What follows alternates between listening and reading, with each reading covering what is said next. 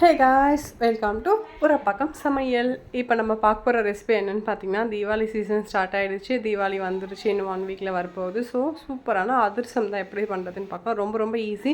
நான் first time இப்போ தான் ட்ரை பண்ணியிருக்கேன். சூப்பராக வந்திருக்கு. ஸோ கண்டிப்பாக நீங்களும் இதே மெத்தடில் ட்ரை பண்ணுங்கள். 2 டம்ளர் அரிசியை, பச்சரிசி, மாவு பச்சரிசியை 2 மணி நேரம் ஊற வச்சுட்டு ஒரு நல்ல காட்டன் கிளாத்தில் இந்த மாதிரி ஃபேன் காற்றுல காய வச்சுட்டு கையில் தொட்டால் அரிசி வந்து நமக்கு ஒட்டணும். ஒரு 1/2 hour 15 minutes நமக்கு காஞ்சால் போதும். அதை மிக்சரில் போட்டு அரைச்சிட்டு நல்லா சலித்து எடுத்துக்கலாம் ஒரு ஃபைன் பவுடராக. இப்போது 1.5 டம்ளர் வெல்லம் எடுத்து கொஞ்சமாக தண்ணி சேர்த்து பாகு ரெடி பண்ணிக்கலாம். தண்ணி கொஞ்சமாக சேர்த்துக்கோங்க, நான் கொஞ்சம் நிறைய சேர்த்துட்டேன்.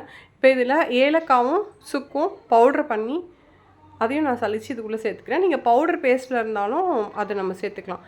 இப்போது பாகு ரெடி ஆயிடுச்சு பாருங்கள். இந்த மாதிரி பாகு நம்ம ஒரு பவுலில் தண்ணி விட்டு அதில் விட்டோம் அப்படின்னா இந்த மாதிரி பால் மாதிரி திரண்டு வரணும். இப்போ பாகு கரெக்டான கன்சிஸ்டன்ஸில் இருக்குது.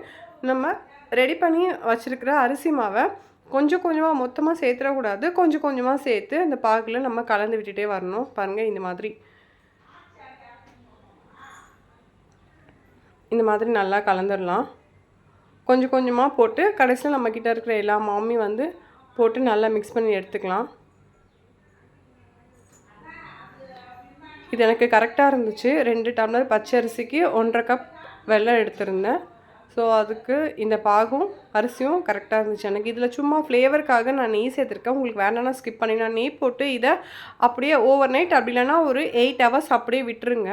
அப்படியே விட்டுட்டு 8 hours அப்புறமா நம்ம எடுத்து தேவையான சைஸில் பால் மாதிரி நல்லா ரவுண்ட் பண்ணிவிட்டு நம்ம தட்டி எடுத்தோம் அப்படின்னா, தட்டும்போது எப்படி தட்டணும் அப்படின்னா, சென்டரில் தட்டிட்டு ஓரத்தில் கொஞ்சம் திக்காக இருக்கணும், சென்டரில் தின்னாக இருக்கணும். ஏன்னா இது அப்புறம் உள்ளுக்குள்ளே வேகாமல் வந்துடும். ஸோ அந்த மாதிரி தட்டி எடுத்து எண்ணெயில் போட்டு எடுத்திங்கன்னா திரியாமல் உதிராமல் நமக்கு அதிரசம் நல்லா ஷேப்பாக அழகாக கிடைக்கும். ஸோ அந்த பாகு கன்சிஸ்டன்சி நீங்கள் கரெக்டாக ட்ரை பண்ணிவிட்டு போட்டு எடுத்துட்டிங்க அப்படின்னா அதிரசம் வந்து உங்களுக்கு பிரிஞ்சு போகாது. நிறைய பேருக்கு வந்து அதிரசம் சொல்கிற கம்ப்ளைண்ட்டே வந்து மாவில் எண்ணெயில் போட்டதும் திரிஞ்சு போயிடுது அப்படின்றதுக்காக தான். ஸோ பாகு கரெக்டாக கன்சிஸ்டன்ஸில் எடுங்க, கண்டிப்பாக உங்களுக்கு நல்லா வரும். அண்ட் 8 to 10 hours கம்ப்ளீட்டாக ஊற விட்டுருங்க. அவ்வளோதான் நம்மளோட தீபாவளி அதிரசம் ரெடி. டாடா, நெக்ஸ்ட் வீடியோ பார்க்கலாம். பாய்.